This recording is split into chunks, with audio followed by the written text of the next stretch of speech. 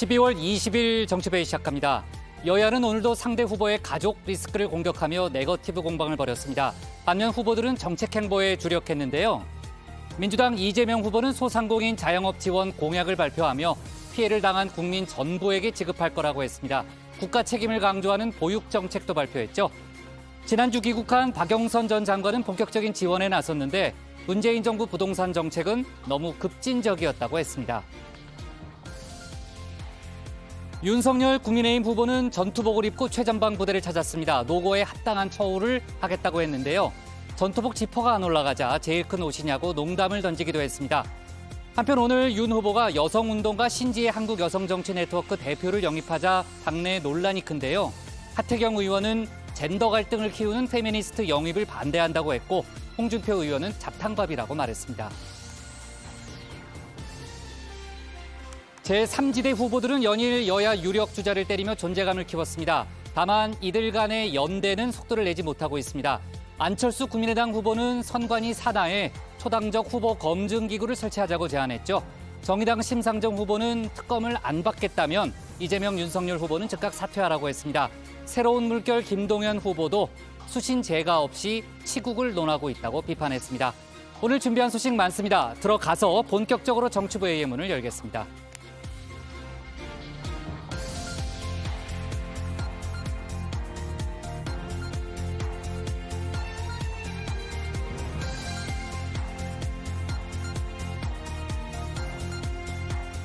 국가대표 정치뉴스쇼 정치회의 시작하겠습니다. 오늘은 멤버에 약간의 변화가 있는데요. 신체커가 개인 사정으로 오늘 회의에 참석하지 못하게 됐고요.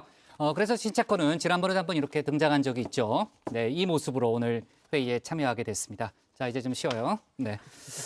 너무 세게 던졌나? 자, 오늘은 이제 백다혜 반장이 이제 뉴스픽을 맡게 됐고요. 자, 다시 정리하면 오늘 회의는 백반장, 박마커, 류 실장, 조멘토, 김현숙 수어통역사 그리고 정치회의 애청자 정의원분들과 함께 하겠습니다. 백 반장이 전에도 뉴스픽 진행해 본 적이 있잖아요. 네. 그죠? 네. 편안하죠? 편안할 정도는 아니에요. 네, 잘해줄 거라고 믿고요. 속보 실시간 반영하면서 열어놓고 회의를 진행하겠습니다. 백 반장은 이제 준비되면 나가서 발제 준비하고요. 류 실장, 제가 이제 조금 전에 얘기했지만요. 신지혜 대표 영입을 놓고 국민의힘이 시끌시끌하잖아요. 이준석 대표도 약간 이제 불편한 심경을 내비쳤는데 이따가 자세히 좀 얘기를 해보고요. 윤석열 후보의 부인 김건희 씨를 둘러싼 공방은 계속되고 있죠. 네, 그렇습니다. 민주당은 이 김건희 씨 관련 의혹을 집중 공격하고 있는데요. 국민의힘도 일부 의혹 제기에 대해서는 반박 자료를 내고 맞섰습니다. 뉴욕대 연수와 관련해서 민주당은 차범근 축구 교실을 다니고 축구 선수로 기재한 격이라고 했는데요. 국민의힘은 민주당의 주장 중에서 가짜 뉴스가 많다면서 법적 대응을 하겠다는 입장입니다. 참, 그 김종인 총괄선대위원장이 김건희 씨 관련한 언급을 추가로 했죠. 네, 그렇습니다. 김 위원장은 지난주 금요일에는 윤석열 후보의 사과가 빠르면 빠를수록 좋다라고 했었는데 이번 언론 인터뷰에서는 김건희 씨가 꼭 나올 필요가 없다고 말을 했습니다. 네, 자 여러 가지 상황을 볼 때 김건희 씨 등판이 좀 미뤄질 것 같다는 그런 생각도 드는데요. 오늘도 뉴스가 쏟아지는 하루니까 서둘러서 가도록 하겠습니다. 그럼 백다의 뉴스픽 5부터 오늘의 정치부회의 출발하겠습니다.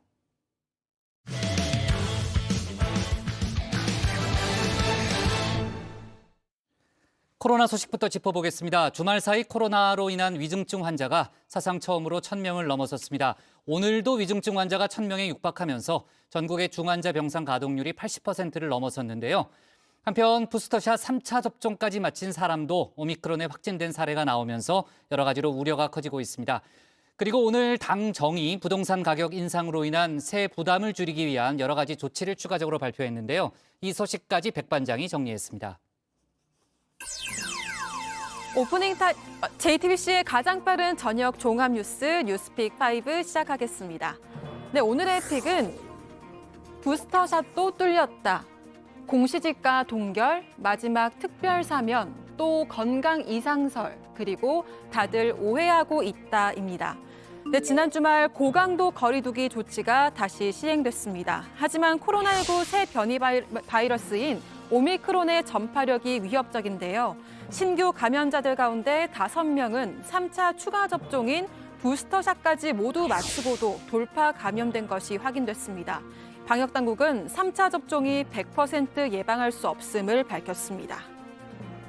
최근에 영국 정부가 발표한 자료에 의하면 아스트라제네카, 화이자 기본 접종 후에 화이자 백신으로 3차 접종을 할 경우 델타 변이에 대한 백신 효과도 90% 이상으로 증가할 뿐만 아니라 오미크론 변이에 대한 예방 효과도 70에서 75%로 확인이 되었습니다.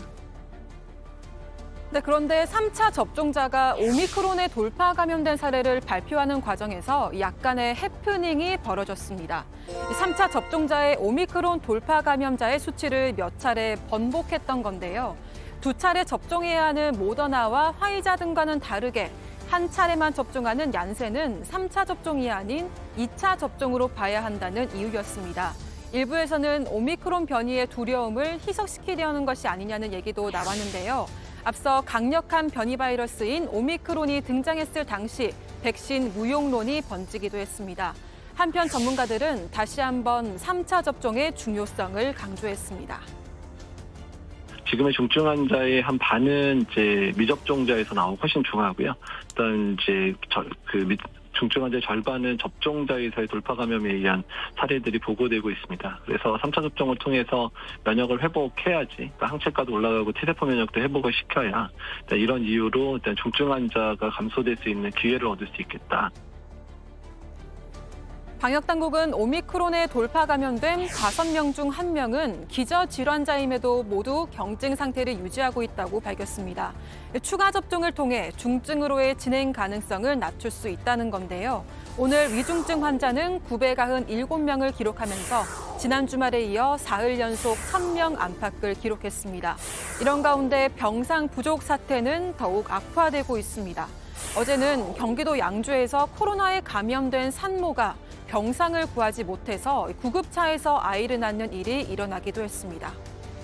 중증 병상의 가동률이 80%를 넘어서면서 수도권의 남은 병상은 단 118개 뿐입니다. 당국은 코로나19 병상 수 확대에 힘쓰겠다고 밝혔습니다.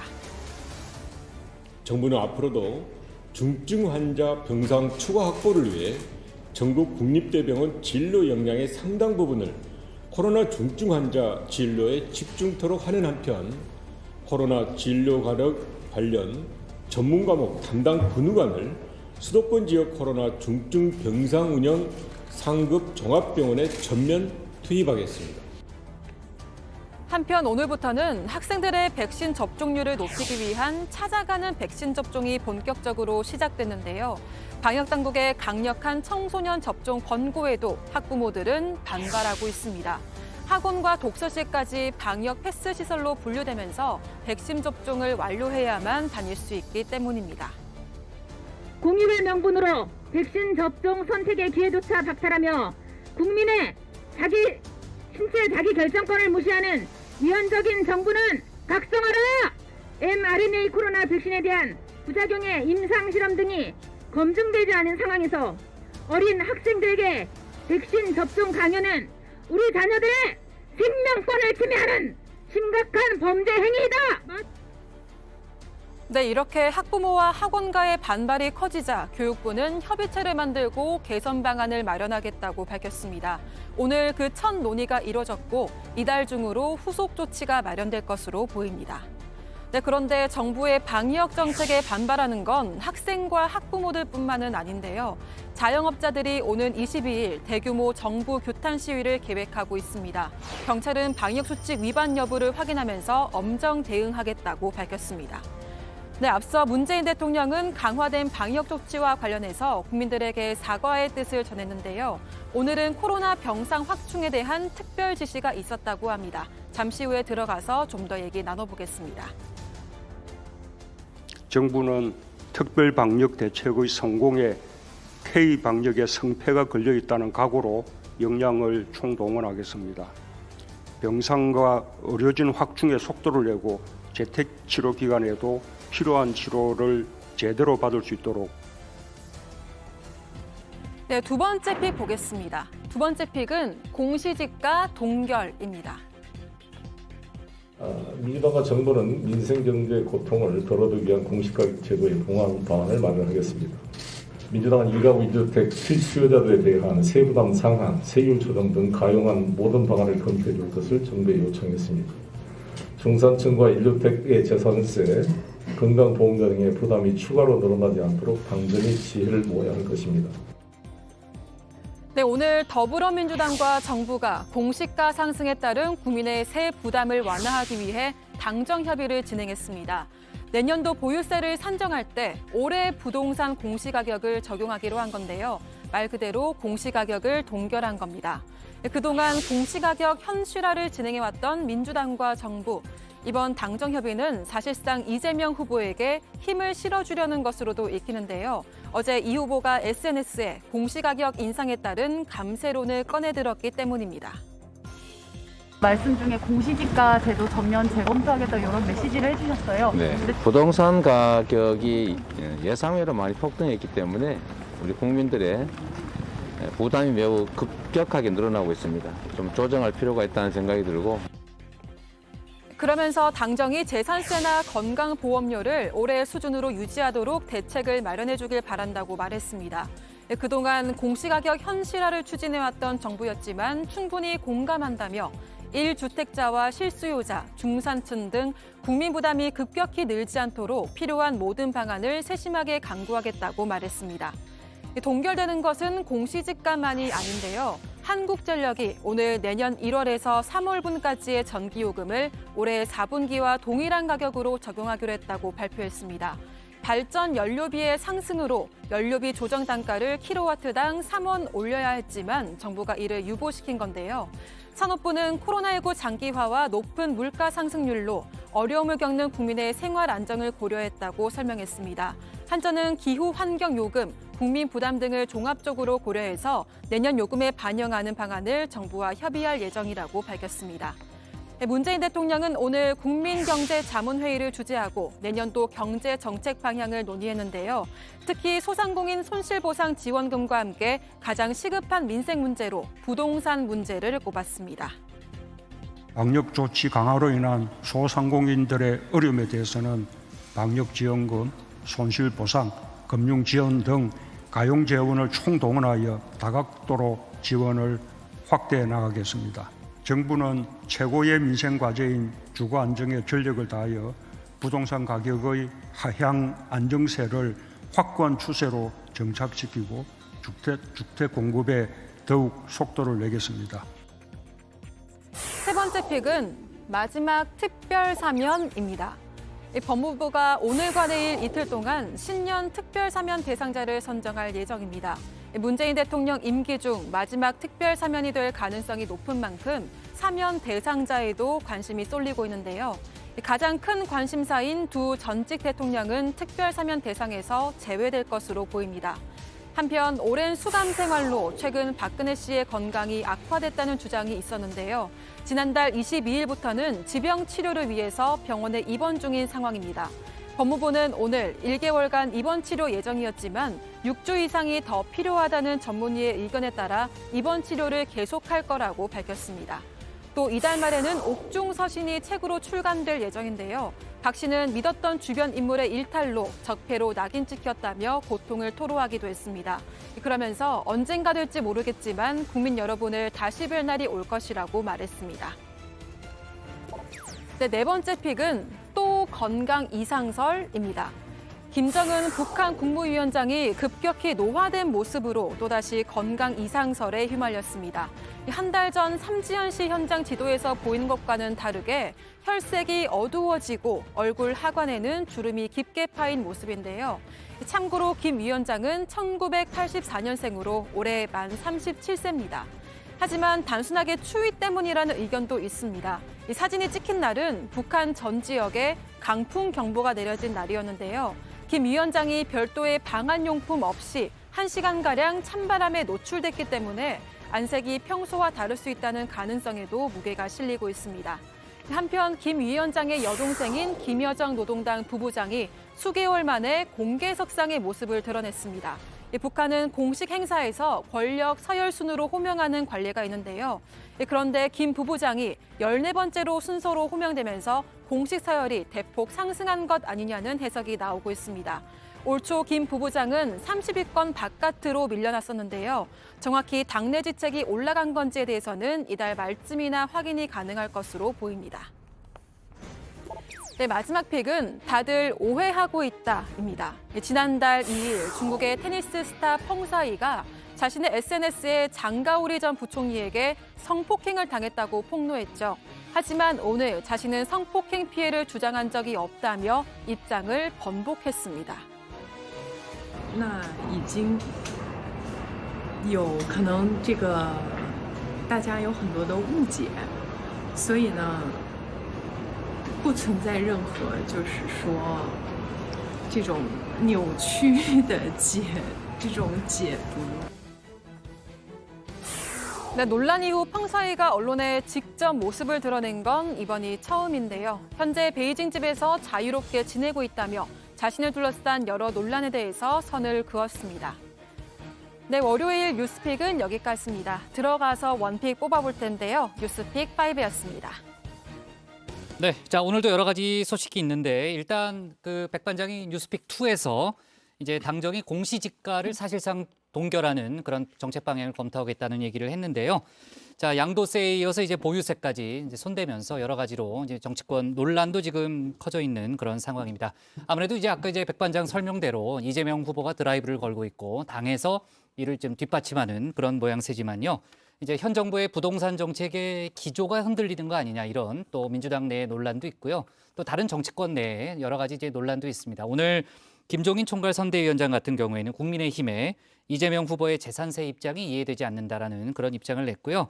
심상정 정의당 후보는 이재명 후보가 현 정부 부동산 정책을 통째로 흔들고 있다면서 문재인 대통령이 입장을 밝혀라라는 그런 좀 입장을 좀 내놓기도 했고 앞으로도 이제 관련한 논란이 좀 커질 그런 분위기라고 할 수 있을 것 같습니다. 자, 이재명 후보의 여러 가지 이제 정책과 관련된 얘기는요. 저희가 국회 상황실에서 짚어보도록 하고 자, 그리고 뉴스픽 3위였나 4였나 제가 좀 헷갈리는데 자, 그 내년도 이제 경제 정책 방향과 관련된 이제 그 회의를 문재인 대통령이 주재를 했고요. 조금 전에 이제 기재부가 관련한 그 정책 방향을 발표를 했습니다. 지금 이제 속보가 막 들어와서 제가 좀 몇 가지 짚어보면요. 이게 내용이 많아서 제가 다 짚어볼 수는 없고 지난번에 저희가 한번 언급했던 내용이에요. 그러니까 매출이 감소한 소상공인 자영업자 320만 명을 대상으로 100만 원의 박역금을 지원하는 이제 그런 내용도 있고 또 전기, 가스 요금 등에 대해서 3개월간 공과금 납부 유예를 하는 내용도 있고 또 내년에 만약 이제 신용카드를 5% 이상 더 쓰면 최대 100만 원 추가 소득 공제를 하는 그런 내용들도 있습니다. 이게 아무래도 내용이 좀 복잡하다 보니까 저희가 뭐 지금 제가 이제 아주 세밀하게 다 얘기하기는 좀 어렵고요. 더 중요한 내용이 있으면요. 저희가 추가로 정리해서 내일 다뤄보도록 하겠습니다. 자, 문재인 대통령이 조금 전에 이제 병상 확보와 관련한 특별 지시를 내렸죠. 백반장이 잠깐 언급을 했고 이미 오늘 오전에 방역 당국이 굉장히 버겁게 버텨내고 있다 이런 표현을 썼습니다. 지금 이제 위중증 환자가 늘면서 병상 확보가 상당히 어려운 그런 상황인데 문 대통령의 지시 내용이 정확하게 어떤 내용이에요? 네, 그러니까 병상 확보와 관련한 특별 지시 내용이었는데요. 참모들과의 회의에서 이제 지시를 전달한 겁니다. 우선 문 대통령은 코로나 병상 확보는 전적으로 정부의 책임이라면서 특단의 조치를 취하겠다고 했는데 자세한 내용은 조멘토가 전하겠습니다. 네, 이 특단의 조치는 모두 4가지 지시였는데요. 첫째, 국립대병원의 의료 역량을 코로나 중증 환자 치료에 집중 투입할 것. 두 번째, 수도권 공공병원 가운데 가능한 경우는 감염병 전담병원으로 전환을 하고 이로 인해 발생하는 진료 차질과 의료 공백을 최소화하기 위해 사립대학 등 민간병원의 협조를 부탁했습니다. 또 현재 국립중앙의료원이 운영하는 모듈형 중증 병상 확충을 적극 추진해달라 이렇게 말했는데요. 기존의 음압병동 설치 비용보다 저렴하고 이동과 보관이 편리하다는 장점이 있습니다. 문 대통령은 아울러 코로나 진료에 참여하는 병원들에 대해 충분히 재정적 지원을 하고 손실을 보상해달라 이렇게 지시를 했습니다. 네. 자, 국내 위중증 환자가 사흘 연속 1,000명 안팎을 기록하고 있고요. 이제 주말을 뭐 막 지난 이제 직후기 때문에 오늘은 이제 그 1,000명을 넘진 않았습니다만 보통 이제 수요일, 목요일에 상당히 이제 환자 수가 좀 치솟는 그런 경향이 있잖아요. 여러 가지로 좀 우려스러운 상황인데 해외도 지금 심각하다면서요, 박마커. 네, 그 이달 21일에 미국 바이든 대통령은 겨울철 코로나 급증과 오미크론 확산 우려에 대국민 연설을 예고를 했습니다. 미국의 방역 사령탑이죠. 앤서니 파우치 소장은 바이든 대통령이 연설에서 백신 접종과 부스터샷 촉구, 의료 인력 증원, 전 세계 백신 보급의 중요성을 설명할 것이라고 전했는데요. 그러면서 오미크론에 대해 매우 분명한 한 가지는 변이의 놀라운 확산 능력과 전염력이라면서 힘든 겨울을 대비해야 한다고 경고했습니다. 네, 지금 미국도 미국이지만 영국이 아주 심각한 그런 상황이죠. 확진자의 80%가 이제 오미크론 이제 감염자로 지금 이제 판정이 되고 있고요.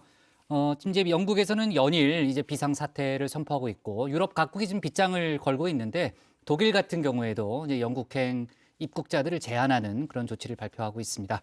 자, 여러 가지 국내외 상황 지금 안 좋은데 아무튼 저희가 상황을 예의주시해야 될 것 같고요. 백반장이 고른 오늘의 원픽은 뭡니까? 네, 오늘의 원픽은 부스터샷도 뚫은 오미크론 병상 확충 특별 지시입니다.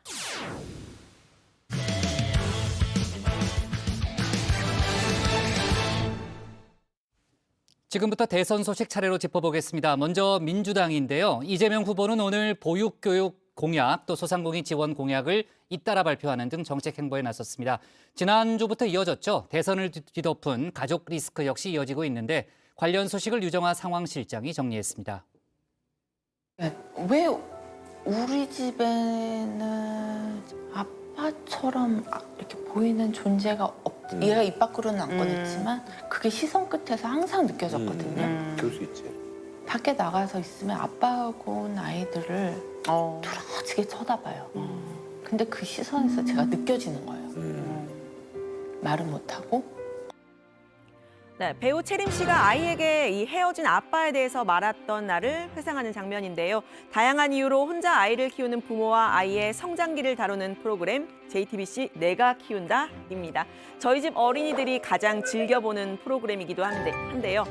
네, 이미 우리 사회에는 다양한 형태의 가족들이 있죠. 어떤 형태든 아이를 키우는 건 쉽지 않은 일입니다. 민주당 이재명 후보는 오늘 다양한 가족 형태를 전제로 이 보육과 교육 정책에 변화를 줘야 한다면서 관련 정책을 발표했습니다. 출산과 육아, 보육은 개인의 책임이다라는 고정관념에서 벗어나서 생각을 완전히 바꾸고 출생은 개인이 선택하지만 보육, 양육, 교육은 완전한 공동체의 책임, 국가의 책임이라고 생각해야 되지 않을까 싶습니다. 지금까지는 어떻게 하면 여성을 일터로 보낼까를 고민했다면 이제 어떻게 하면 남성을 집으로 보낼까를 고민해야 되지 않을까. 네, 오늘 회의에는 이 싱글맘과 싱글데디, 또 입양아 부모와 위탁 부모 이런 다양한 부모들이 이제 회의에 참석을 했는데요.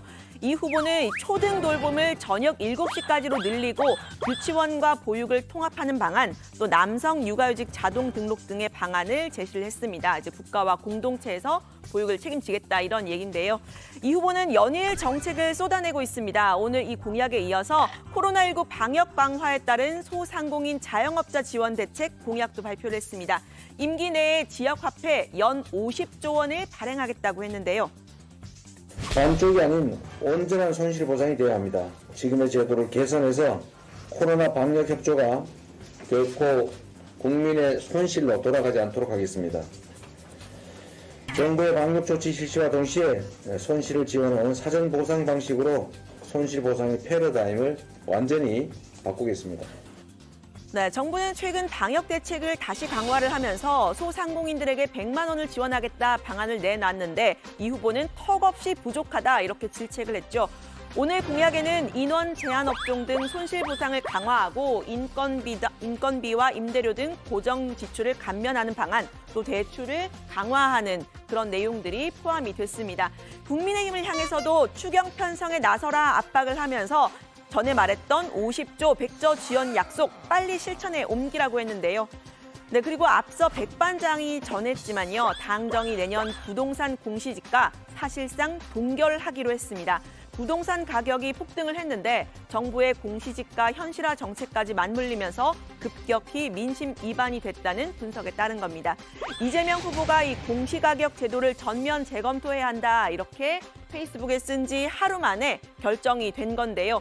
연일 이재명의 민주당 혹은 이재명 정부를 강조하고 있는 이 후보, 이 정책 행보의 키워드 문재인 정부와의 차별화로 잡을 수 있을 듯합니다.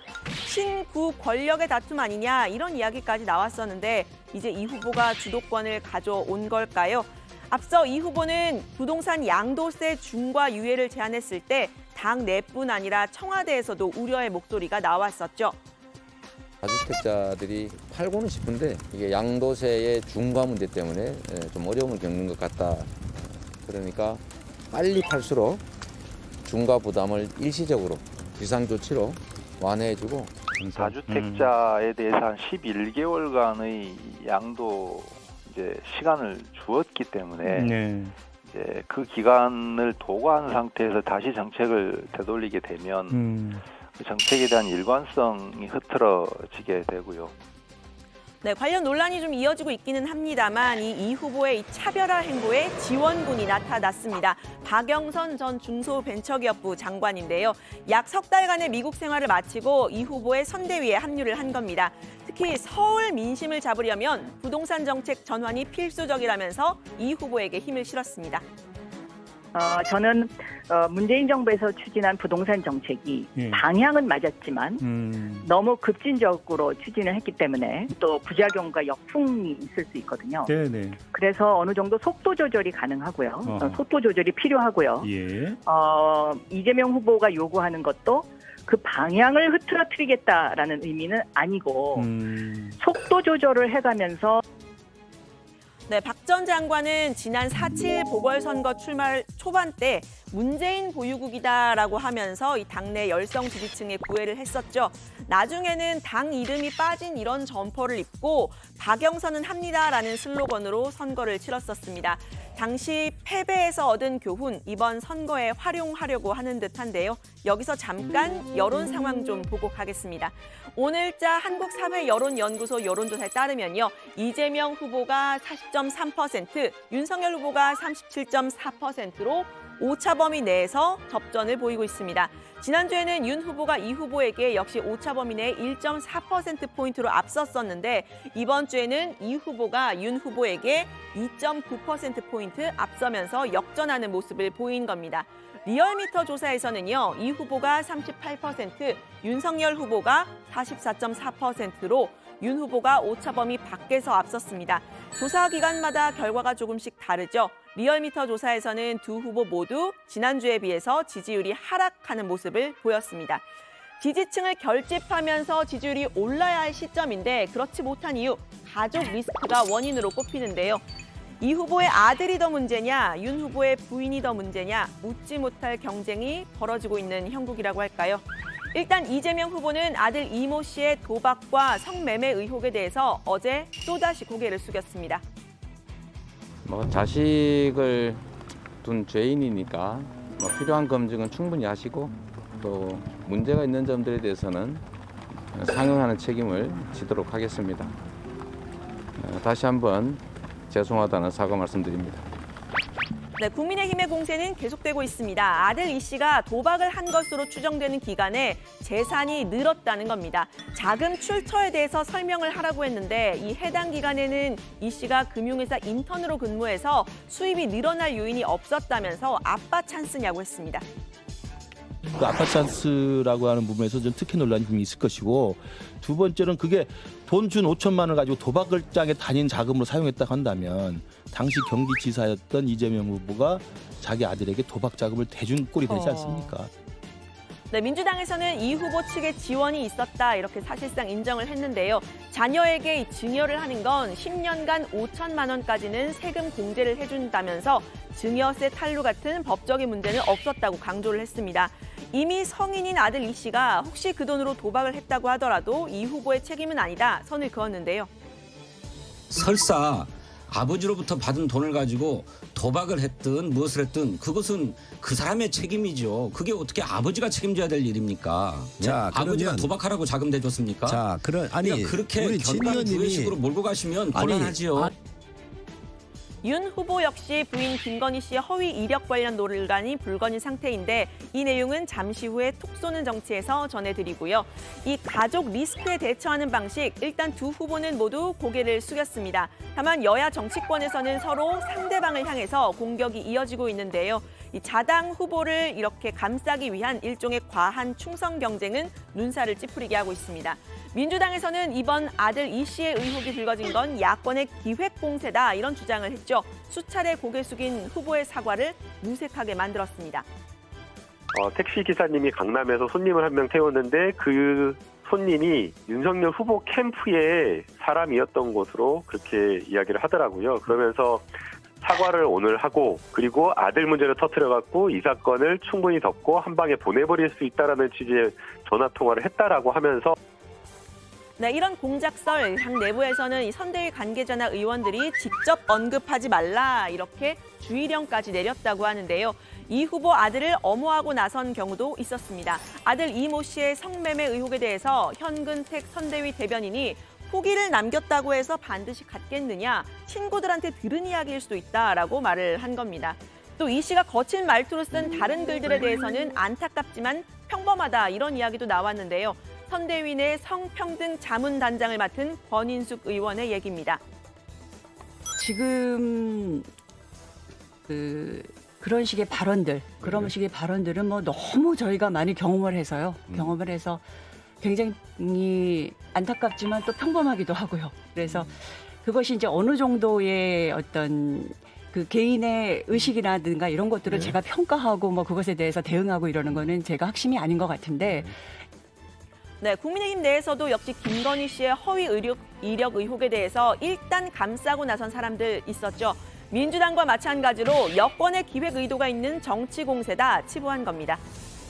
보도하고 나니까 이게 증거입니다 하면서 바로 민주당 의원들이 이력서에서부터 대학의 이름까지 대면서 하더라 이거예요. 그러니 이 부분에 대해서는 분명히 이 정보력을 갖고 있는 여권의 기획된 의도가 아니었겠나. 네, 김건희 씨는 이 허위 이력 의혹 돋보이게 하려고 했던 것이다 이렇게 해명을 했었는데요. 당내에서는 사실관계에 문제가 없다 이런 주장도 있습니다. 김재원 최고위원은 이 후보의 아들의 도박 의혹은 수사 대상이지만 김 씨의 이력서에 허위는 없고 또 수사 대상은 아니다 이렇게 선을 그은 겁니다. 부주의하게 조금 적은 것 아닌가 생각이 들고요. 사실관계와 전혀 다른 것은 저는 발견하지 못했고 다만 좀 부풀려지거나 조금 보기 좋은 방향으로 쓴 것이 몇 개 있지 않았는가 그런 생각입니다. 네, 오늘로 대선이 79일 앞으로 다가왔습니다. 정회원 여러분 마음 결정하셨나요? 후보들의 경쟁 더욱더 치열해지고 있는데 관련 소식 앞으로 다정회에서 전해드립니다. 오늘 발제는 이렇게 정리합니다. 지역화폐 50조 원 공약, 이재명 잇단 정책 행보, 가족 리스크 대하는 여야의 태도. 네, 자 오늘로 대선이 이제 80일 밑으로 내려왔네요. 79일 남았고요. 여야의 공방 더 뜨거워지고 있습니다. 오늘 이재명 민주당 후보가 소상공인 자영업자 피해단체 대선 후보 간담회에 참석했는데 원래 이재명, 윤석열 두 후보의 이제 첫 쌍방 토론이 벌어지는 거 아니냐라는 그런 예상이 많았는데 결국 윤석열 후보가 참여하지 않았다는 거죠? 불참했다는 거죠? 네, 그렇습니다. 오늘 행사에는 윤 후보도 초청을 받긴 받았는데 여러 일정상 어려움으로 불참을 했다고 합니다. 오늘 자리는 이제 코로나 지원 예산 100조와 관련한 후보들의 입장과 의지를 듣는 자리였는데요. 이재명 후보는 내부적으로 100조 원 지원안을 이미 짜놨다면서 100조 원 지원을 먼저 제안했던 국민의힘을 향해 날 세웠습니다. 이 후보는 여러분, 즉 국민의힘의 공으로 돌리겠다면서 적극적으로 제안을 받았는데 국민의힘이 당선되면 하겠다고 한다면서 자신들의 제안을 진정성을 보여주기 위해서라도 협조를 부탁드린다고 했습니다. 네, 이 후보는 이 자리에서 현 정부, 그러니까 문재인 정부를 겨냥한 비판도 했습니다. 소상공인 지원에 대해서 이 정부가 현재적인 어려움을 미래의 어려움으로 미루는 금융 지원에 집중했다라고 비판을 한 겁니다. 이 후보는 앞서서 정부의 지원은 대출 등을 지원하는 금융 지원, 또 직접 피해를 보상하는 현금 보상, 그리고 매출을 직접 지원하는 이 세 가지 방법이 가능하다라고 했는데 현 정부는 공동체가 부담할 비용을 개인에게 넘기는 금융 지원에 초점을 맞췄다 이렇게 비판을 한 겁니다. 이 후보는 백신 패스에 대한 반발에 대해서도 입장을 밝혔는데요. 이 반발이 부당하다고는 할 수 없지만 현실적인 피해가 발생을 한다면서 젊은 세대는 본인은 피해가 없으나 많이 옮긴다. 방치하면 숙주가 돼버린다. 이렇게 이야기를 했습니다. 네, 앞서 이제 뉴스팩에서도 저희가 얘기했지만 오늘 그 내년도 경제정책 방향 보고회를 문재인 대통령이 주재를 했고요. 거기서 이제 분배 지표가 개선됐다면서 양극화 개선이 놀랍다 이렇게 이제 문재인 대통령이 얘기를 했는데 조금 전에 이제 류 실장이 얘기했던 대로 이제 상당히 이재명 후보가 현 정부 경제 정책에 대해서 좀 비판적인 어조를 이어갔잖아요. 그러니까 좀 둘을 비교하는 이제 그런 기사들도 좀 많이 나오고 있는 그런 상황인데, 자 이재명 후보의 과거 형수 욕설 파일 논란 주말부터 다시 쟁점이 됐는데 백 반장 이게 어떻게 된 맥락이죠? 네, 일단 최근 선관위가 이 후보의 형수 욕설 녹음 원본 파일 유포는 선거법 위반으로 보기 어렵다는 유권 해석을 내렸습니다. 허위 사실 유포가 아니라는 해석인데요. 다만 행위의 동기, 주체, 시기와 맥락 등을 고려하겠다고 했습니다. 이후 친문 성향의 단체 깨어있는 시민연대당이 공공장소에서 이 녹음 파일을 틀었습니다. 지난 18일 부산에서 있었던 일인데요. 선관위의 유권 해석을 받았다면서 이재명 후보 규탄 집회를 열고 대중 앞에서 공개했습니다. 네, 민주당에선 법적 조치를 예고했는데요. 선대위 총괄상황실장을 맡고 있는 서영교 의원은 원본을 유포하는 경우에도 비방과 낙선이 목적이라면 맥락에 따라 얼마든지 선거법상 위법 행위가다 이렇게 주장을 했습니다. 비방과 낙선을 목적으로 한 녹음 파일 유포는 법적 처벌 대상이라는 겁니다. 원본 파일 유포는 위반이 아니라고 본 선관위 입장과는 차이가 있는데요. 민주당은 최근 이 후보의 아들 등 가족 리스크가 재부상하면서 욕설 파일 차단에도 적극 나선 모습입니다. 당내에서는 비판이 나왔는데요. 이낙연 캠프에 몸담았다가 최근 이재명 후보에 대한 지속적인 비판을 이유로 8개월 당원권 정지, 그러니까 징계를 받은 이상희 제주대 교수입니다. 이 교수는 형수 욕설 파일을 단속하는 민주당을 향해서 적폐와 독재 정당인 이재명의 민주당 소속 정치인들은 인식이 딱 전과 사범 수준에 머물고 있다고 강하게 비판했습니다. 대장동 의혹과 변호사비 대납 의혹 등을 거론하면서 민주당은 후보의 공적 사적 이력 검증을 사실상 포기했다면서 이재명의 민주당은 적폐를 넘어 절차적 민주주의마저 유린하는 독재의 길로 들어섰다고 했습니다. 네. 자, 징계를 받은 이상희 교수의 의견이지만 물론 당내 주류 의견이라고 보긴 좀 어렵겠죠. 자, 관련된 논란 아무래도 이어지고 있는 상황이고요. 오늘 발제 이렇게 정리하겠습니다. 지역 화폐 50조 원 공약, 이재명 이딴 정책 행보, 가족 리스크 대안은 여야 태도로 제목을 잡겠습니다. 다음은 조익신 멘토의 톡쏘는 정치로 갑니다.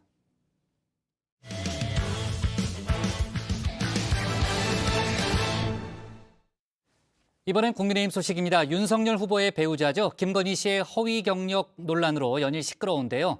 이번엔 뉴욕대 경력을 놓고 연수냐 견학이냐 공방이 붙었습니다. 연일 여당의 공세가 계속되자 국민의힘에선 후보 배우자가 같이 움직일 필요는 없다는 말까지 나왔습니다. 이런 가운데 윤 후보는 대표적인 페미니스트 정치인이죠. 신지혜 씨를 전격 영입했습니다. 이대남을 강조해왔던 이준석 대표가 또다시 패싱 논란에 휩싸였는데 관련 내용을 조익신 멘토가 정리했습니다.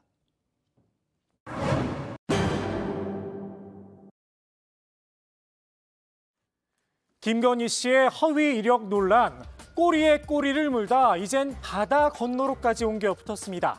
지금 보시는 게 김 씨가 안양대와 수원여대 겸임교수직에 지원하면서 쓴 이력서인데요.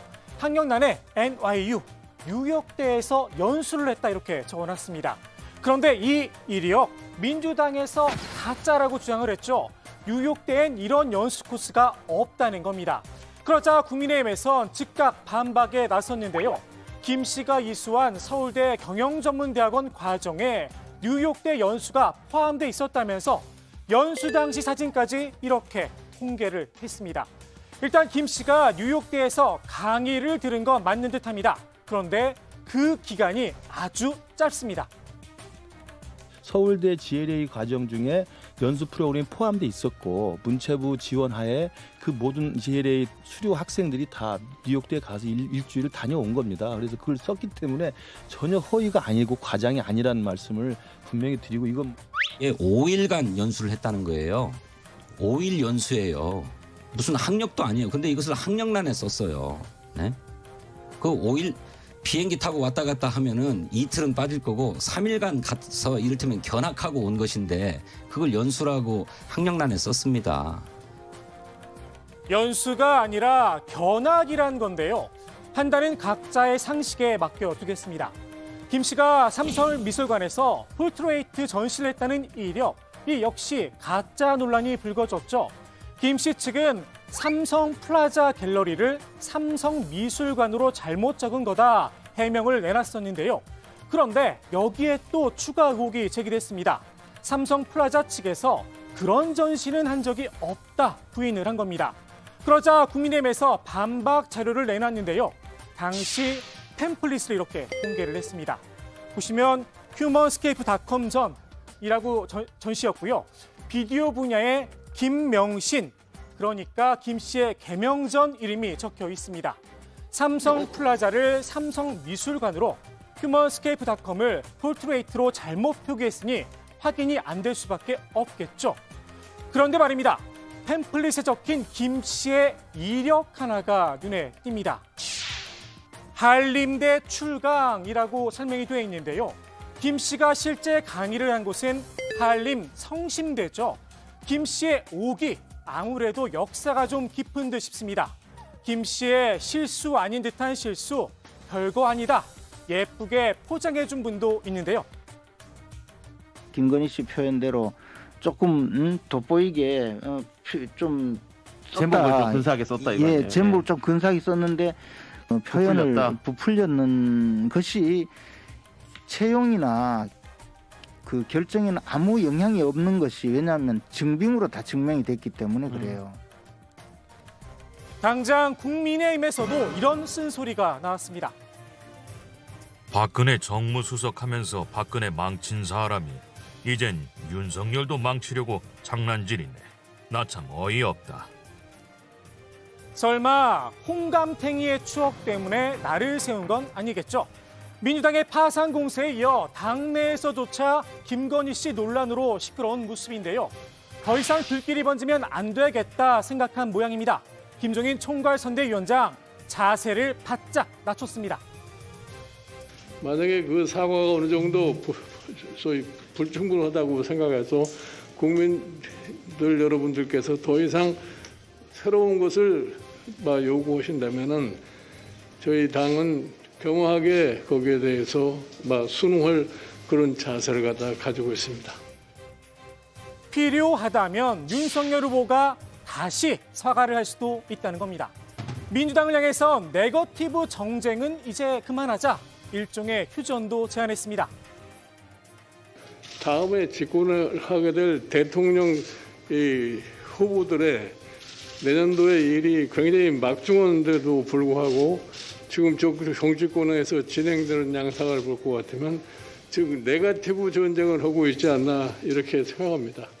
과연 국민들이 정치권을 뭐라고 생각을 하겠습니까? 하지만 민주당의 생각은 다릅니다. 네거티브가 아니라 검증이란 입장입니다. 검증에 대해서는 다소 다른 견해들이 있을 수 있습니다. 그것이 피로감을 줄 수 있다. 또 선거전을 지나치게 부정적으로 끌고 갈 수 있다. 이런 지적들이 있을 수 있습니다만 최근 조사, 오늘 밝혀진 조사를 보더라도 배우자 문제가 영향을 미친다고 응답한 분이 70% 가까이 됩니다. 박강원 의원이 말한 여론조사 결과입니다. 대선 후보 배우자의 자질이 후보 선택에 영향을 미치느냐라고 물었는데요. 영향을 미친다 68.3%, 미치지 않는다 29.3%였습니다. 배우자는 물론 가족 검증, 이미 언론들도 나섰죠. 네거티브라고 규정해 피해갈 사항은 아닌 듯합니다. 쏟아지는 김건희 씨 관련 의혹, 국민의힘에서 많이 당황한 듯 싶은데요. 김건희 리스크는 없다 단언을 했었죠. 상대 당이라면서 만들려고 하는 그 이미지보다는 훨씬 더 대중적 호감도가 있을 수 있는 인물이다 했을 때 저는 결코 민주당이 말하는 것처럼 그렇게 어떤 리스크라는 이름으로 불릴 만한 분은 아니다 이렇게 얘기합니다. 오늘은 입장을 슬쩍 바꿨습니다. 후보 개인이 판단할 일이라면서도 김건희 씨 등판 꼭 필요한 건 아니라는 겁니다. 배우자가 같이 나와서 움직여야 한다는 이야기를 하는 사람도 있는데 꼭 그럴 필요는 없다고 봐요. 최근엔 이재명 후보가 아내를 데리고 하는데 크게 효과가 있다고 생각하는지 모르겠어요. 모든 사람이 그래야 된다고 느끼는 것은 아닌 것 같습니다. 김 씨보다 더 효과가 있다고 생각한 걸까요? 오늘 뜻밖의 인물이 윤석열 캠프에 등판했습니다. 대표적인 페미니스트 정치인 신지혜 씨가 빨간 목도리를 둘러 맨 겁니다. 후보님을 뵙고 후보님께서 여성 폭력을 해결하고 또 기후위기에 대응하고 좌우를 넘어서 전진하는 대한민국을 만들겠다고 약속해 주셔서 함께하기로 했습니다. 새 시대를 열기 위해 많이 돕고 크게 일하겠습니다. 감사합니다. 윤석열 후보 직속 새시대 준비위에서 수석 부위원장을 맡는다고 하는데요. 2030 여성 표심을 겨냥한 영입으로 풀이가 됩니다. 신지혜 씨도 과거 상당히 좀 진보적인 진영에서 이렇게 활동을 해 오셨는데 대화를 해 보면은 국민의힘에 계신 분들하고 큰 차이가 없어요. 조금씩 다른 게 있을 뿐인데 그런 선입견이나 이런 것을 저희가 걷어내고 국민들이 생각하는 어떤 요구와 기대를 폭넓게 저희가 다 들여다봐야 되고 국민의힘에 계신 분들과 큰 차이가 없다. 글쎄요, 이준석 대표의 생각도 같을까요? 여성 같은 경우에 이 사건을 보고 어떻게 느끼냐면 본인이 불안해합니다. 이 사건을 마치 본인이 피해를 겪은 것처럼요. 혹은 나도 그런 일들을 겪었다고 지금 계속 말씀하시고 계세요. 왜 그런 어떤 사회적 분위기와 자꾸 이런 것들을 이슈화 시켜가지고 아무 일 없는 술집에서 있었던 사건인데 그걸 가지고 여자라서 맞았다. 아니면은 무슨 뭐 아까 말했듯이 뭐 그런 거 있지 않습니까? 여성가족부가 지금까지 꾸준히 예산을 받아서 활동함에도 불구하고 지난 10년간 젠더 갈등이 비약적으로 상승했다고 하는 것은 지금 형태로 계속 존재해야 되는지에 대해 가지고 좀 의문을 제기할 필요가 있다 이런 생각이 들고요. 경제 불안이나 전쟁 같은 아주 극단적인 상황에서는 포퓰리스트, 소위 말하는 그 선동주의자들이 정치적으로 등장하거든요. 그 사회에 있는 구조적인 문제, 어떤 불평등의 문제를 그 사회의 약자한테 떠넘기는 주장들을 많이 하곤 하는데 일단 이 대표는 사전에 영입 언지를 받았다며 직접적인 불만 표출은 자제했습니다. 다만 당의 통제하에 있어야 한다. 메시지를 분명히 했습니다.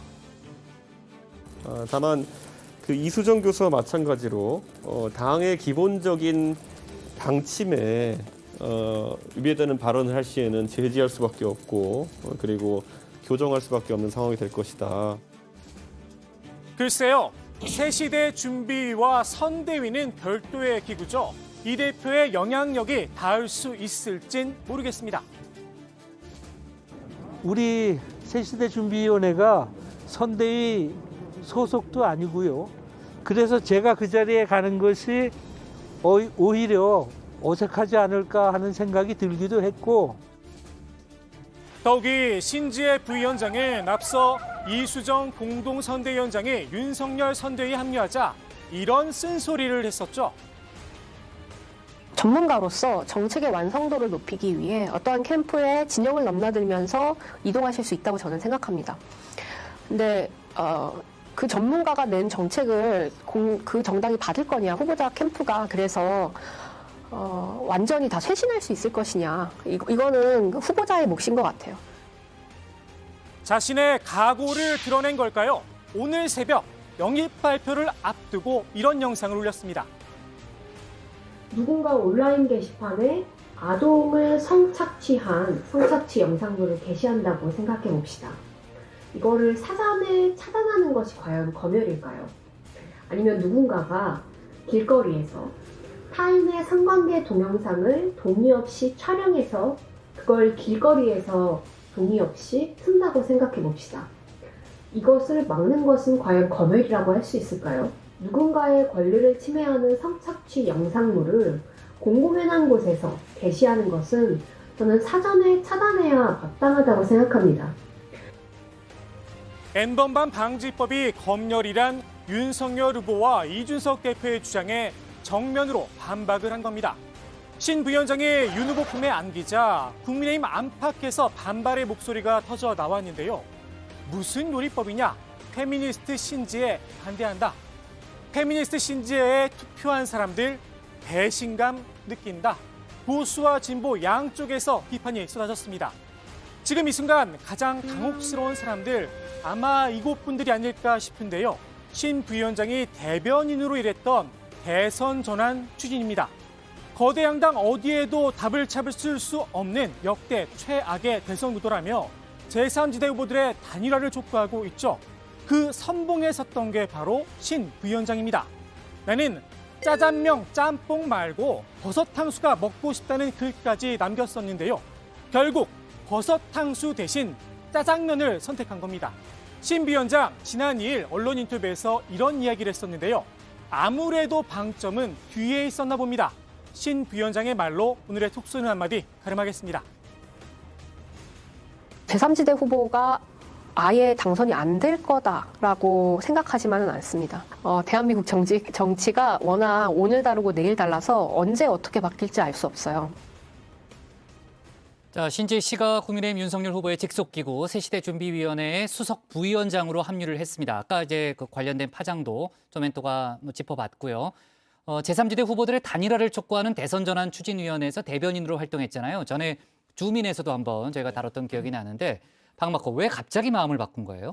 방금 이제 톡소는 한마디에서 보신 멘트가 네. 12월 초에 이제 언론 인터뷰에서 나온 맞아요. 말이거든요. 예. 근데 그러니까 한번 설명을 들어보니까 신재 부위원장은 지난 10월 대선 전환 추진위원회를 만들었다가 그러니까 12월에 이르러 사실상 대선 구도 전환이 어렵겠다고 낙담할 때쯤에 새시대 준비가 가진 목표를 들었다면서 새시대 준비의 일원이 돼서 윤석열 후보와 함께 그 세상을 만들고자 하는 길에서 서기로 했다라고 밝혔습니다.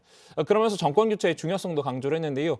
현 정권과 민주당은 부동산 정책으로 우리 청년들의 미래를 빼앗고 조국의 아빠 찬스 사태로 우리 청년이 최소한 살 수 있는 권리를 강탈했으며 박원순, 안희정, 오거돈에 이르는 성착취로 여성 청년의 삶을 짓밟았다고 날을 세웠습니다. 한편 신 부위원장은 자신이 맡고 있던 한국 여성 정치 네트워크 대표직에서도 사임한다고 밝혔습니다. 네. 자, 정의당을 포함해서요. 진보와 여성계 쪽에서는 지금 이제 신재 대표의 행보에 대해서 비판적 목소리를 냈죠. 그렇습니다. 청년정의당 강민진 대표는 신재 부위원장이 윤석열 후보와 손을 잡자 마음이 착잡하다, 축하를 해드리기 어렵다고 했습니다. 신재 씨는 정권 교체의 필요성을 말씀하시면서 윤석열 후보를 돕겠다고 했는데 민주당 정권이나 국민의힘 정권이나 다를 게 있나라고 한 겁니다. 강 대표는 이어서 한때는 조금 달라도 비슷한 곳에 서 있는 사람인 줄 알았다면서 서울시장 선거에서 페미니스트 신재에게 기꺼이 표를 주었던 사람들의 마음은 무엇이었을까라고 물음표를 달기도 했습니다. 지난 서울시장 선거에서 신 부위원장을 공개 지지했던 손희정 문화평론가도 비판에 가세했습니다. 국민의힘 행을 철회하라고 촉구를 했는데요. 당신이 꿈꾸는 평등한 세계가 여성 혐오 파리로 남성 청년 표심을 노리고 여자가 우연히 더 많이 죽었다고 말하는 정치인들과 어깨를 걸고 함께 올 리가 없다고 날을 세웠습니다. 네. 자, 그동안 이제 2030 여성들의 표심이 갈 곳이 없다라는 그런 얘기가 많이 나왔었는데 페미니스트를 자임하는 이제 신재 부위원장의 영입, 거기에 관련이 있을지도 모르겠습니다. 하지만 국민의힘도 지금 내부가 좀 시끄러운 상황이죠. 네, 하태경 의원은 별도의 입장문까지 냈습니다. 젠더 갈등 격화시키는 페미니스트 신지의 영입을 반대한다고 밝혔는데요. 페미니즘을 추가하면 젠더 갈등은 해소되고 청년 지지층은 더 오를 것이라는 아주 간단한 생각이겠지만 젠더 갈등의 심각성을 잘 몰라서 그런 것이라고 날을 세웠습니다. 지금 페미니즘은 국민적 공감대를 완전히 잃어버린 반성평등주의 사상으로 변질했다며 이런 극단성을 고치는 일이 당으로서 나아가야 할 방향이라고 지적하기도 했는데요. 홍준표 의원도 청문 홍답에 올라온 관련 질문에 답글을 달았습니다. 잡탕밥도 찾는 사람이 있다며 부정적인 입장을 드러냈습니다. 네, 홍준표 의원이 잡탕밥이라는 표현을 자주 쓰는 것 같은데 예전에 이제 그 국민의힘 선대위에 대해서 이제 삼김 체제다 이런 지적이 많이 나왔을 때도 이제 홍준표 의원이 잡탕밥이라는 그런 표현을 썼던 게 기억이 납니다. 조멘토, 윤석열 후보도 관련한 입장을 밝힌 게 있죠. 네, 윤석열 후보는 당의 정체성이 흔들릴 수 있다는 일부 우려를 일축했습니다. 생각이 다른 사람들이 같은 정당 안에 있으면서 그 안에서 토론하고 결론을 도출해야 민주주의를 실현하는 정당이 된다 이렇게 이야기를 했습니다. 네. 자, 민주당에서는 신재 부위원장 영입이 이준석 패싱이다. 이렇게 좀 언급을 하고 있다는 거죠. 네, 그렇습니다. 민주당 현근택 선대위 대변인은요. 신재 씨 영입은 메시지가 분명하다. 이준석 대표는 필요하지 않고 신경 쓰지도 않겠다는 것이다. 이렇게 평가를 했는데요. 당 대표를 패싱하는 리더십으로 대선을 완주할 수 있을까? 경선 후보를 패싱하는 리더십으로 국정 운영을 할 수 있을까라고 말을 했습니다. 네, 이렇게 이제 민주당은 패싱이라고 주장을 하고 있는데 이준석 대표는 일단 신 부위원장 영입을 존중한다는 입장을 내놨죠. 네, 그렇습니다. 이준석 대표는 김한길 위원장이 신 부위원장 영입 상황에 대해 주말 중에 문의를 했다면서 김 위원장의 의사를 존중한다고 밝혔습니다. 다만 당의 기본 방침과 어긋나서는 안 된다고 선을 그었는데요. 국민의힘에 참여해서 윤석열 후보의 대선 당선을 위해 일조하겠다면 저는 그 마음에 대해 선의를 의심할 생각은 없지만 당의 방침과 크게 어긋나지 않은 선에서 역할을 해줬으면 한다고 말했습니다. 네, 당의 방침과 크게 어긋나지 않는 선이라는 게 이제 이준석 대표가 제기한 일종의 가이드라인으로 보여지고요. 신지혜 부위원장이 페미니즘 문제와 관련해서 이 대표와 여러 차례 각을 세웠죠. 아까도 잠깐 저희가 그 내용을 들어봤는데요. 하지만 대표 패싱 논란에 있어서는 또 이준석 대표의 손을 들어준 적도 있죠. 네, 지난 2일 인터뷰에서였는데요. 이수정 공동선대위원장 영입 과정을 지적하면서 같은 청년 정치인으로서 이 대표 패싱은 잘못된 거다 비판을 하기도 했습니다. 직접 들어보시죠. 제가 이준석 대표를 비판하지만 왜냐하면 이념적으로 저랑 너무 다르기 때문에 어쨌든 그 사람은 청년 정치인이거든요. 그리고 지금 현재 공당의 대표잖아요. 국민의힘이 의도적으로 그 청년 대표를 당 대표임에도 불구하고 패싱하고 무시하는 건 저는 전체 청년 정치인에 대한 무시라고 생각해요. 그러니까 20대 2030 여성들 또한 국민의힘이든 민주당이든 갈 수 없다. 그리고 그건 청년들도 저는 마찬가지다. 네. 자, 이렇게 정치권에서 이준석 패싱 논란이 있었는데 근데 오늘 선대위 비공개 회의에서 내부적인 좀 충돌이 있었어요. 그 지휘 체계 문제를 놓고 고성까지 오갔다는 거죠? 네, 그렇습니다. 이준석 대표와 조수진 최고위원 얘긴데요. 누구의 지휘를 따를 거냐는 놓고 정면으로 충돌을 한 겁니다. 비공개 회의장에서 터져나온 소리가 문 밖으로 고스란히 들릴 정도였다고 하는데요. 조수진 의원 목소리가 또 크잖아요. 네, 그렇죠. 네, 이 대표가 이제 일부 언론에서 윤핵관, 그러니까 윤석열 후보 측 핵심 관계자가 김종인 총괄선대위원장과 자신을 공격하는 식으로 보도가 나온다면서 공보 단장을 맡고 있는 조 최고위원에게 정리하라 이렇게 이야기를 했다고 하는데요. 이에 조 최고위원이 내가 왜 당신 명령을 들어야 하느냐, 나는 윤 후보 말만 듣는다 이렇게 반발을 했다고 합니다. 이 대표의 말 직접 들어보시죠. 선대위 내에서 뭐 업무 지시사항에 반발하는 사람이 있어가지고 좀 선대위 운영 체계상 개선을 바로잡고자 좀 이야기를 했습니다. 상임 선대위원장 말은 들을 필요가 없다고 공개적으로 발언하는 바람에 좀 언성이 높아졌던 것 같습니다. 네, 또 윤석열 후보가 이제 이 대표와 조 최고위원의 충돌 소식을 듣고 이제 말을 했는데요. 그게 바로 민주주의 아니냐 이런 입장을 밝혔다고 합니다. 정치를 하다 보면 같은 당 안에서나 선거 조직 안에서 서로 생각이 다를 수 있는 거지 어떻게 군사작전 하듯이 일사불란하게 하겠냐라고 말을 했습니다. 네. 자, 앞서 조멘토가 이제 발제에서도 얘기했지만요. 김종인 총괄선대위원장이 언론 인터뷰에서 김건희 씨가 굳이 등판할 필요가 없다. 뭐 이런 식의 언급도 했는데요. 윤석열 후보가 뭐 김종인 위원장의 발언에 대해서 입장을 밝힌 게 있죠. 네, 그렇습니다. 앞서 김종인 총괄선대위원장은 김건희 씨의 등판 여부에 대해 후보가 결정할 문제라면서도 굳이 나설 필요 없다라는 이야기를 했었죠. 윤석열 후보도 이에 동조하는 듯한 입장을 밝혔는데요. 남편의 정치활동에 동참해서 공개활동을 열심히 하신 분도 있고 조용히 가족으로서 역할만 하신 분도 있고 다양한 분들이 있기 때문에 그런 말씀하신 게 아닌가 생각한다. 이렇게 이야기를 했습니다. 네, 오늘의 톡 쏘는 정치 이렇게 정리하겠습니다. 윤석열에 안긴 신지의 이대남 여성계 멘붕, 이준석 또 패싱으로 제목을 잡겠습니다. 다음은 박준우 마커의 주민입니다.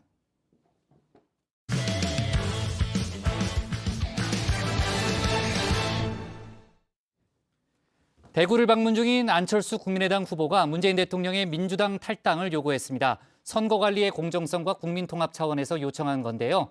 또 심상정 후보와 김동연 후보는 코로나 보상금을 선지원 후 정산해야 한다고 주장했습니다. 박준우 마커가 주민에서 제3지대 소식들을 짚어봅니다. 네, 오늘 발표된 대선 후보 여론조사 결과입니다. 저는 류 실장과는 달리 제3지대 후보들에게 주목해 볼 건데요. 안철수 국민의당 후보 3.9%, 심상정 정의당 후보 3.2%의 지지율을 기록했습니다. 추이를 보시면요, 지난 두 차례 여론조사와 비교를 했을 때 그렇게 큰 차이가 없어 보입니다. 둘 다 이 3%대 박스권에 갇혀 있는데요. 양당 후보들 간 역대급 비호감 대선이란 불만 속에서도 제3지대가 크게 힘을 받지 못하고 있는 셈입니다. 주민이 선정한 오늘의 인물, 제3지대 후보 3인방인데요. 어떻게든 도약을 위해 몸부림치는 이 3명의 고군분투기를 살펴보겠습니다. 후보자 개인과 그리고 그 가족의 도덕성 문제는 둘 다 저는 검증받아야만 되는 사안이다. 그렇게 생각합니다. 후보자 합동 검증위원회를 만들어서 거기에서 지금까지 제기된 의혹들에 대해서 거기서 객관적으로 제대로 검증을 하고 후보자 청문회를 통해서 후보자들의 설명을 들으면 제3지대의 디폴트 전략, 바로 양비론인데요. 네, 대안 세력을 꿈꾸는 만큼 양당 모두 잘못됐다고 주장하는 건 어찌 보면 당연한 어필 전략이겠죠. 이재명, 윤석열 후보의 연이은 가족 리스크, 제3지대로서는 호재일 겁니다. 애써 공격거리를 찾을 것도 없이 양당 후보들이 자진 납세 중이기 때문인데요. 안철수 후보는 욕하기도 지친 모양입니다. 선관위 산하에 후보 합동 검증위를 만들자고 제안했는데요. 후보자와 가족들의 검증은 검증위에 맡기고 이제 미래 비전을 두고 경쟁하자고 목소리를 높였습니다. 다음 대통령의 가장 중요한 역할은 다시 앞으로 20년간 우리나라가 먹고 살 수 있는 미래 먹거리, 미래 일자리를 만드는 일입니다. 저는 그것을 우려해서 지금 계속 이렇게 비전 그리고 또 정책 경쟁을 해야만 된다고 말씀드리는 겁니다. 안 후보가 이렇게 자신감을 드러내고 있는 이유, 자신은 가족 리스크가 없다는 판단 때문이겠죠. 대비 효과를 노린 걸까요? 안 후보의 딸 설희 씨, 최근 코로나 연구 성과로 뉴욕타임스에 이렇게 소개가 되기도 했죠. 이재명 후보가 아들의 도박, 성매매 의혹으로 곤욕을 치른 사이 안 후보는 딸을 전면에 내세웠습니다. 딸로서는 아버지가 정치인인 게 불편하고 그렇지만 마음이 무겁지만 대한민국의 청년으로서는 아버지 같은 분이 정치인으로 나가주셔서 굉장히 감사한 마음입니다. 아버지 같은 분들이 더 정치해 주셨으면 좋겠습니다. 네. 심상정 후보는 가족보다는 양당 후보 자체에 화력을 집중하고 있는데요. 두 후보를 향해서 특검 아니면 사퇴 둘 중 하나를 선택하라고 나를 세웠습니다. 가족 리스크보다 후보 본인의 사법 검증이 더 중요하다는 취지입니다. 이재명, 윤석열 후보는 연일 가족 문제로 허리를 굽히면서 자기 자신의 문제는 구렁이 담 넘어가듯 하고 있습니다. 두 후보는 서로 내로남불 처지이니 책임 공방으로 대충 타고 넘어가자 이렇게 묻게라도 한 것입니까? 여기에 새로운 물결 김동연 후보도 힘을 보탰습니다. 어제 열린 중앙당 창당대회에서 김 후보의 일성 역시 지금 양당 후보로는 안 된다였습니다. 두 후보에게 국가 경영에 대한 비전이나 나라의 미래에 대한 진정한 고민을 찾아볼 수 있습니까? 수신도 제거도 없이 치국을 논하고 있지는 않습니까? 본인 문제, 가족 문제로 연일 해명하고 사과하느라 바쁘지 않습니까? 이쪽이 싫어서 저쪽을, 저쪽이 싫어서 이쪽을 지지하고 계시지는 않습니까? 이렇게 한마음 한뜻으로 양비론을 외치는 와중에도 새 후보의 차별화 경쟁도 현재 진행형입니다. 먼저 안 후보, 과학기술 분야에 있어서만큼은 다른 후보들과의 초격차를 드러내고 있죠. 그전에 존재했지만 불안정했던 메신저 RNA 위에다가 나노테크놀로지에서 쓰는 그 리피드 나노파티클, 지질 초미세 입자를 둘러 씌워서 안정화시킨 것이 바로 그 백신인데, 등판 초기부터 학문적인 전문성을 앞세면서 과학 행보를 계속하고 있는 건데요. 여기에 한 가지 메뉴를 더 추가했습니다. 바로 통합 행보입니다. 네, 지금 대구를 찾은 안 후보, 두 전직 대통령 이명박, 박근혜 씨에 대한 형 집행정지를 다시 한번 촉구했습니다. 국민 통합과 정치적 화해를 위한 결단을 내리기에 한 해를 마무리하는 이보다 더 좋은 때는 없을 겁니다. 문 대통령이 지난 4년 반 동안 분열의 대통령이었다면 마지막 6개월만은 통합의 대통령이 되기를 바랍니다. 두 전직 대통령의 석방이 국민 통합의 길이라는 주장이죠. 통합을 위해 문재인 대통령의 민주당 탈당도 요구했는데요. 문 대통령이 당적을 버려야 국민 모두의 대통령이 될 수 있을 것이라는 주장입니다. 당적을 버리고 대통합의 길을 가십시오. 이제 임기가 불과 반년도 남지 않은 상황에서 더 이상 친문 계파의 수장으로 연연할 어떤 이유도 없습니다. 많이 늦었지만 지금이라도 한 진영의 대통령이 아니라 대한민국 전체의 대통령이 되십시오. 특히 선거의 공정성 문제를 삼았는데요. 선거를 관리하는 행정부 장관과 법무부 장관, 현직 여당 의원이 맡고 있죠. 안 후보는 문 대통령이 탈당을 해야만 공정한 선거 관리가 가능하다고 봤습니다. 대통령이 탈당하면 민주당 출신 정치인 총리와 장관들은 그만두거나 자연스럽게 탈당할 것이며, 그렇다면 공정한 선거 관리의 의지를 의심받는 일도 없어질 겁니다. 안 후보 2030 표심 잡기에도 공을 들이고 있는데요. 이를 위해 심상정 후보 말고 깐부를 맺은 사람이 또 있습니다. 심 후보와는 색깔이 매우 다른 분입니다. 내가 그 스트롱맨이라고 그래서 내 세게 안 보이려고 그런 이야기 했죠. 근데 실제로 집에 가면 설거지 다 합니다. 저기 홍 후보님, 그렇게 웃어서 넘기실 일이 아닙니다. 여성을 종으로 보지 않으면 그런 말씀 하실 수 없어요. 아니. 대한민국 모든 딸에게 이 자리에서 사과하십시오. 아니, 말 바꾸시는 거 보니까 스트롱맨이 아니라 나이롱맨이시네요, 나이롱맨. 홍준표 의원, 지난 경선 때부터 안 후보에 대한 호평을 이어오고 있죠. 최근 청년의 꿈에 어떤 글쓴이가 양당 후보 모두 비정상이란 넋두리를 늘어났는데요. 여기에 홍 의원이 안철수는 정상이라는 답글을 남겼습니다. 그러자 안 후보도 홍 의원에게 호감 표시로 화답했습니다. 타 후보 그리고 또 가족들까지 의혹투성인데 제가 흥결이 없으니까 그렇게 말씀하신 것 같고요. 적절한 비유인지 모르겠습니다만 뭐 눈에는 뭐만 보인다는 말이 있듯이 아마 저를 정상이라고 보신 홍 의원님도 정상인 셈이죠. 안 후보가 홍 의원에게 한눈을 판 사이에 안심연대의 또 다른 축인 심상정 후보도 잠시 눈을 돌린 것 같습니다. 오늘은 김동연 후보와 합을 맞췄는데요. 두 사람 모두 코로나 손실보상에 방점을 찍었습니다. 정부의 다음 자영업자 코로나 고통경감 4대 준칙을 촉구합니다. 첫째, 손실보상은 선보상, 후정산의 원칙에 따라 실제 손실만큼 제대로 이루어져야 합니다. 시간과 인원 제한에 따른 영업 손실뿐만 아니라 임대료 손실도 보상해야 합니다. 자영업자들에게 지원금부터 먼저 주고 정확한 피해액은 나중에 정산해야 한다는 입장이죠. 김 후보도 심 후보와 정확히 같은 생각인데요. 손실보상금은 선지원, 후정산으로 이루어져야 합니다.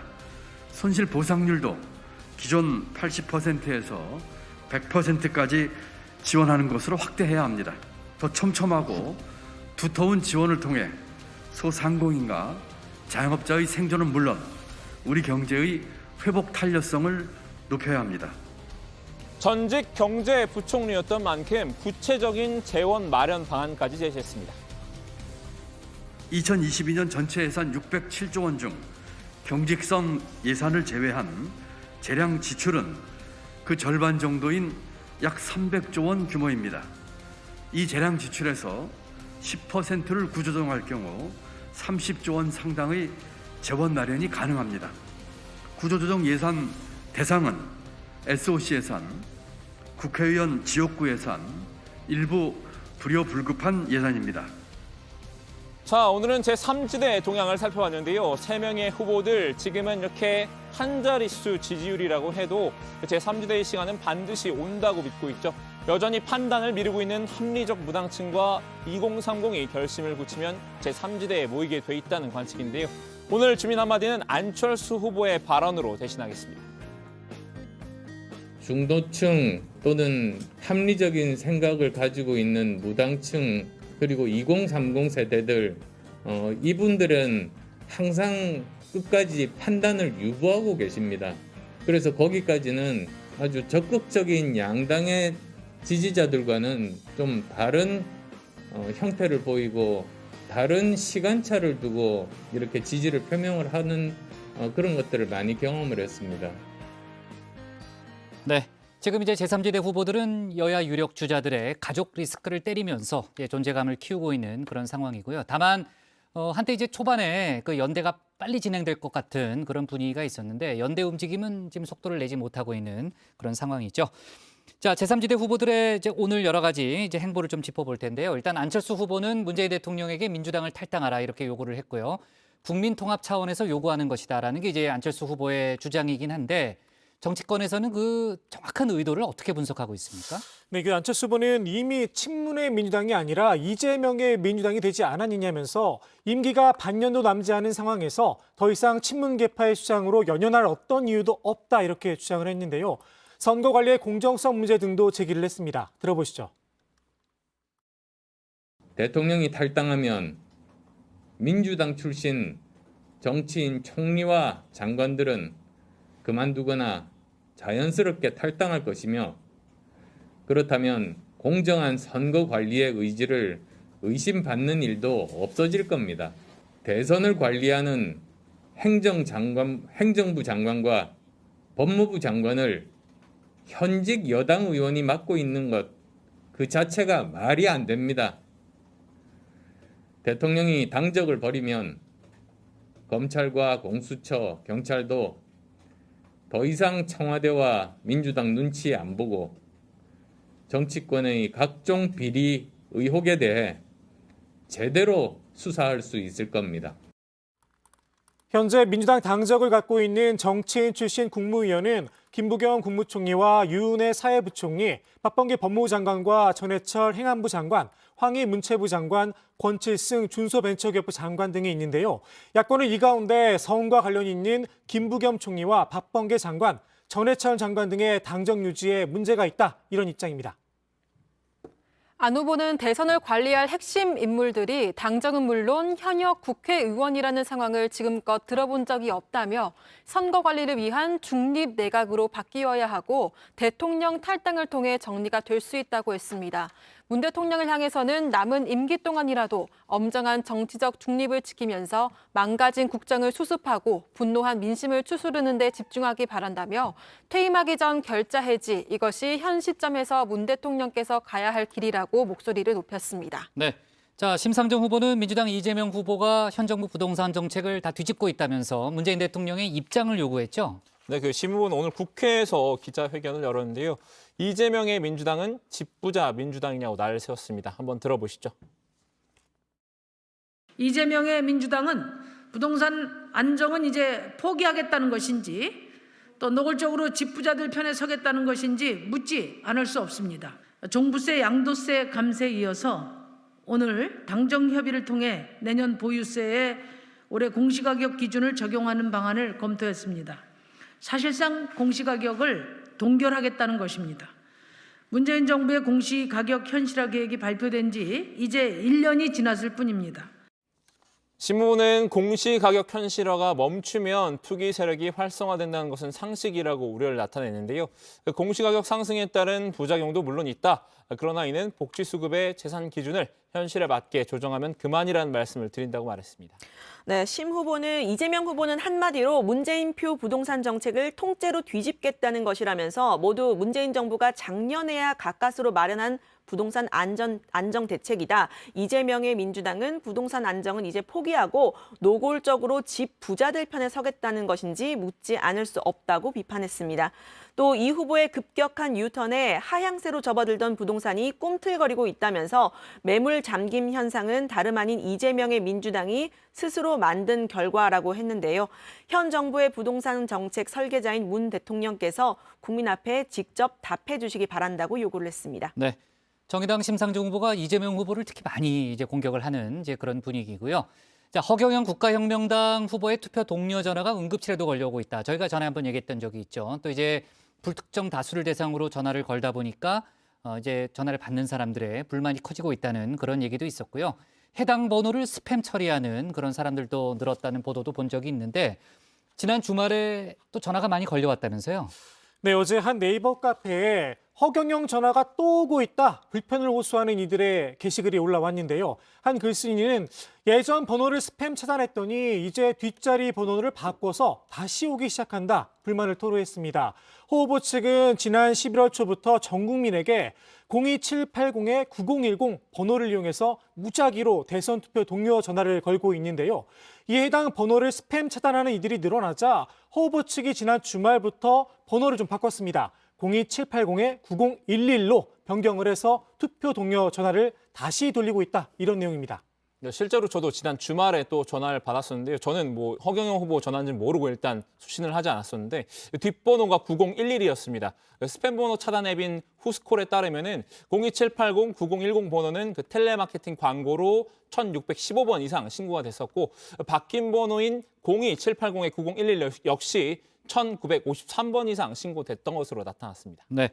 자, 주말 사이에 허경영 후보가 사전 선거 운동을 벌여서 논란이 됐다. 이런 얘기를 들었는데 어떻게 된 거예요, 백반장? 네, 결론부터 말씀드리면 사전 선거운동에 해당하지 않고 선거법 위반도 아니라고 합니다. 어제 분당, 판교 등 지역 주민들이 정보를 공유하는 온라인 카페에 주말에 집 우편함을 보니 국가혁명당의 3.3 정책을 홍보하는 포스터가 들어있었다는 글이 올라왔는데요. 이에 여러 네티즌들 사이에서 아직 본격적인 선거 기간이 시작되기 전인데 선거법 위반 아니냐는 지적이 있었습니다. 하지만 해당 포스터는 허경영 후보를 홍보하는 것이 아니라 국가혁명당의 정책 내용을 전달하는 포스터이기 때문에 선거 기간과 관계없이 배포할 수 있다고 합니다. 네, 중앙선관위는 정당법 제37조 2항에 따르면 특정 정당이나 공직선거의 후보자에 대한 지지, 추천, 반대 등의 내용이 없이 자당의 정책이나 정치적 현안에 대한 입장을 인쇄물을 이용해서 홍보하는 행위는 통상적인 정당 활동에 해당한다 이렇게 밝혔습니다. 선거 기간 전에도 가능한 행위라고 설명을 한 겁니다. 그러니까 이제 후보 개인을 홍보하는 게 아니고 한 정당의 정책 내용을 설명하는 거니까 관계없다라는 이제 그런 설명이군요. 좋습니다. 오늘 주민 제목 이렇게 정리하겠습니다. 통합행보 안철수, 문 대통령 탈당해야, 심상정 김동연, 코로나 보상금 선지원 후정산으로 제목을 잡겠습니다. 자, 오늘 정치부에는 여기까지입니다. 백반장과 함께한 뉴스픽 괜찮았어요? 네, 네, 마음에 들어요? 네, 자, 좋습니다. 저희는 내일 오후 4시 반에 다시 찾아뵙겠습니다. 신체커는 내일 나올 거죠? 네, 그래야 될 거, 대장.